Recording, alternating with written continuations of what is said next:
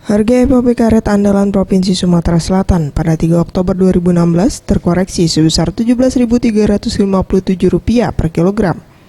Harga komoditi andalan Sumsel ini mengalami kenaikan jika dibandingkan dengan harga FOB akhir bulan Agustus 2016, yaitu Rp16.620 per kilogram. Menurut Ketua Gapkindo Sumsel, Alex Kaedi mengatakan, kenaikan harga karet disebabkan oleh harga karet di pasar internasional naik dan menguatnya dolar Amerika Serikat.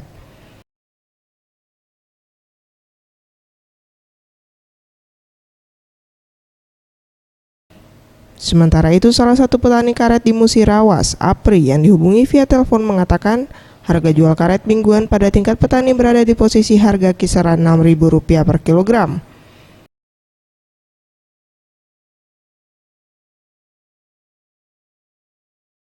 Harga karet kontrak Maret 2017 di Bursa Tokom berada pada level Rp164,80 per kilogram.